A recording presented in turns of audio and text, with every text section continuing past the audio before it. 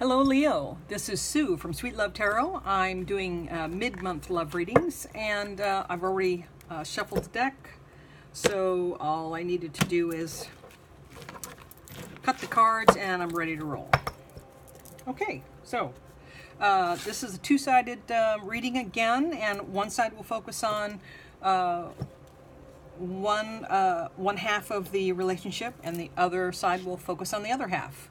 And it's up to you to figure out which side is which, because I have discovered that they can go either way. So, all right, this is one person's energy. It's the other person's energy. This is the past and your current feelings.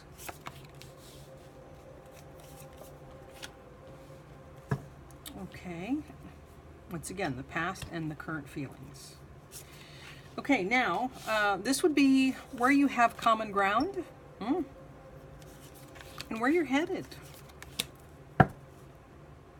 Okay. I feel the need for a clarifier on one of these cards. The last reading, last couple of readings, I didn't need a clarifier, which to me is kind of unusual. So...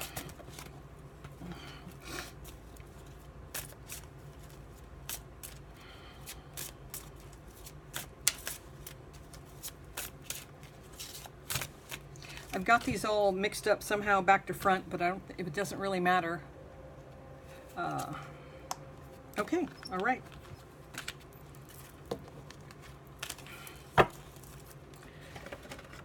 Okay. Okay, on the one side, I have the Page of Wands in reverse. So this represents one person in this couple. And the Page of Wands in the reverse is, well, someone that's suffering delays, setbacks, and they don't really have a direction right now. They're not sure which way they want to go. That's their basic energy. But they do have the Five of Pentacles in reverse, which is recovering from a financial loss, coming back from near poverty and isolation, and feeling as if you were left out. So there's kind of a healing process going on here. So I could see why they would not be wanting to pick a direction right now. This person's just sort of waiting to see where it goes, or where their life is headed. Now, on the other side of the coin, we've got the Ace of Cups and the Eight of Wands. Now, the Ace of Cups is real love, almost overwhelming love. This is an alignment, creativity, and emotion just pouring out. And with the Eight of Wands, I'm getting fast movement, good communication, almost the polar opposite of the other side of this equation. This person seems to be very upbeat, very loving, and someone who's always there for you if you need to talk. Okay, and wow. Your past. I've got the Death card here. So in one of these persons, in one of their pasts is the Death card in the upright. So they had an ending that they suffered. Unpleasant, yes, but necessary somehow. And it sort of heralded a new beginning, transformation. It made them feel the need to change who they were.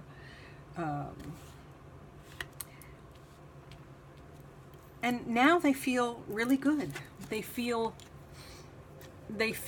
like celebrating. They feel like having fun, like going out with friends and drinking some wine and, you know, just a good time. So that death that occurred is definitely in the past. And it's not necessarily a death, it's an end, it's a change. Not as abrupt as the tower. This is something that may have taken a while to actually come to an end. Now this other person's,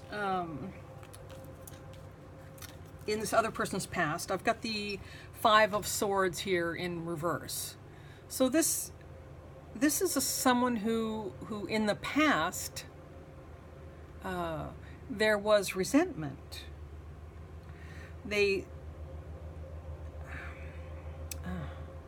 may have had something happen in their past that was, they felt very unfair, and so they resented it. They were mad at the world. They were, you know, holding up their sword saying, "Damn you!" So that's what I'm seeing. There are other things that this could represent. It could also be open to change, but I think that the resentment outweighed the openness to change. And then the Ten of Pentacles in reverse. So their feelings now, or your feelings, like I said, it could be either way. The feelings are loneliness and failure. Oh. They feel like they blew it and they ruined something. So now they feel a loss. I don't know if that does your heart good. That would kind of be a shame. But anyway, what you two have in common. You have a pair bond. You have soulmate energy between you. But there's too much focus here on what was lost, and no focus at all on what is still remaining. So, where you're headed. What I have here is the Nine of Wands in the upright and the Six of Pentacles in reverse. Now this 9 tells me that this has been a hard slog. That this, both of you have pushed and kept going, feeling like you could hardly continue, feeling like you weren't going to make it, but you are making it. You do have the endurance, even if you're down on one knee, even if you have to use a stick to prop you up, you're hanging in there. Now the Six of Pentacles in reverse indicates debt, not equal give and take, and just an issue with finances, like something felt very one-sided. So there again, not really equal and fair. Now, this showed up in your future line, and so I pulled another one just to see if I could clarify this. And what I got is patience. So this is one of those cases where things are going to happen in their own good time, and you can't force it. You have to let it be, and you have to plant the seed and nurture it. And yeah, that's pretty much all you can do. It will grow in its own good time. So that's what I have for you this time, Leo. I don't know. Oh, you know what? Let me pull one more card. This was a clarifier for this. Well, let me see if I've got a message for you. Oh, that was from another reading. So let's see if we can get something different here. Okay.